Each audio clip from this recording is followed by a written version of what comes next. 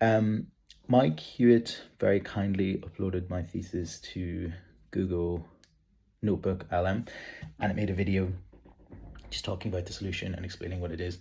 I think it's quite good, so I wanted to share it, but I wanted to make two small corrections. One is that it says at the beginning that it's quite radical. I would disagree that it's radical. I would say it's a very sensible thing to do. I would say continuing to do what we're doing at the minute is the radical option. And then towards the end of the video, it said that Shapley theory was being used down to the individual level of batteries. Like, so imagine millions of batteries in people's homes. That's not the case in terms of what I'm doing. I'm doing Shapley theory applied to large utility scale units, so that basically dedicated units that whose only purpose is to provide value to the grid. So it's not assets behind the meter in people's homes. Those assets can continue, they participate in the energy market. So you can put a bid in and say, I want to provide a kilowatt hour of energy at 500 watts or 2 kilowatts or whatever between these times. And you put in a bid, or you automatically will have set a setting on your device that says the device can participate in the market according to your preferred parameters, and that'll just work in the background, but they're not receiving an additional payment on top of that, which is determined by Shapley theory. So basically the Shapley theory bit is to replace the existing capacity market and contracts for differences and other things. So that's just one clarification and one correction. So please enjoy the video. So, today we're going to talk about something pretty radical, a complete first principles redesign of our entire electricity system.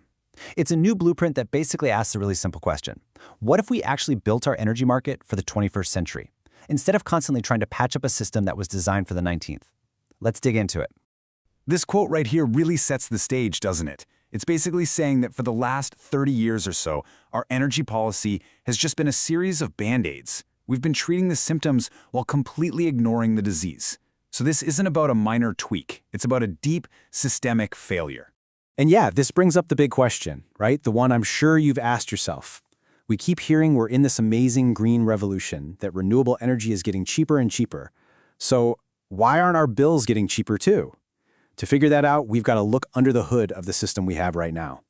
All right, so let's get into the diagnosis. Why is the market we have today so, well, broken? The answer is kind of surprising. It isn't really one market at all. I mean, just look at this. It's this collection of separate, fragmented markets all just layered on top of each other over the years. You've got the wholesale market, the capacity market that pays power plants just to be on standby, and a whole bunch of others. Each one was created to solve one specific problem, and the result is this tangled, complicated web of systems. And here's the really important thing to understand. This complexity isn't a feature, it's a bug. This whole patchwork creates a ton of bureaucracy and inefficiency, mainly because these different markets are often sending conflicting signals. You end up with a system of systems that just don't talk to each other properly. Okay, but the problem? It actually goes way deeper than just a messy structure. It's about the fundamental economic rulebook we're using to run the entire grid. This slide just nails the core issue. See, back in the 90s, when our markets were designed, we literally copy-pasted the rules from 19th century commodity markets, like for trading wheat or oil. But here's the deal. Electricity is nothing like wheat. You can't just store it in a giant silo. The grid is a real-time physical system that has to be perfectly balanced every single second.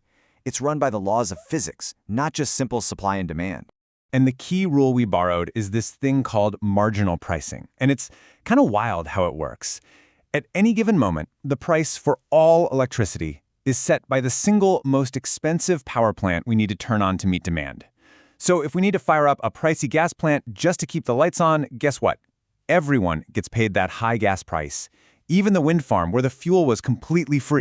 Now, in a world that was mostly fossil fuels, this system sorta made sense. But now, in a world with more and more renewables that have zero fuel cost, the whole logic just shatters.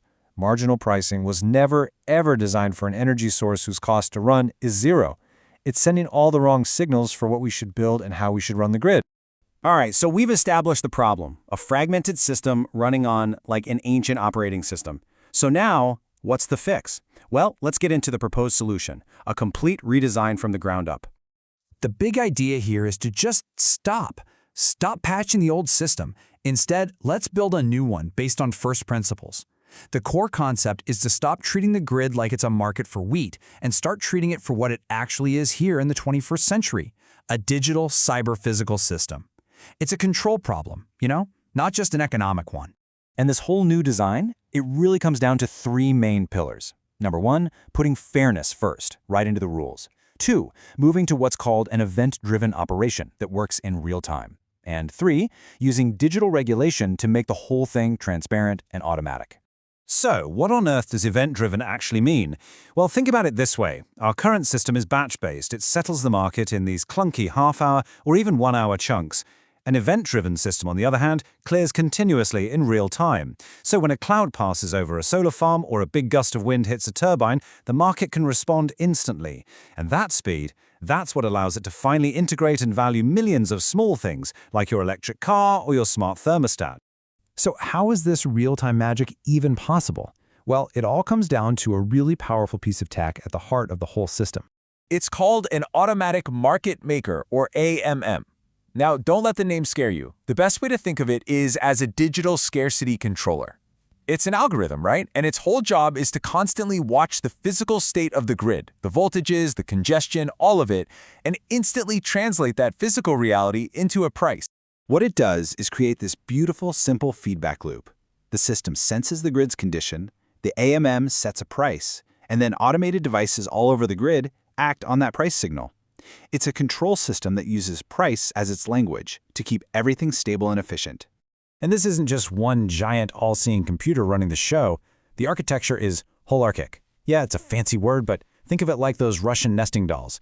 Each part of the system is also a complete system in itself. So you have prices being set at every single level, from one EV charger to a local neighborhood, all the way up to the national grid. Everything is connected in one coherent framework, making sure that a tiny action at the edge of the grid supports the stability of the entire thing. Okay, so we've talked about a lot of tech here. What does it all mean for us, for the future?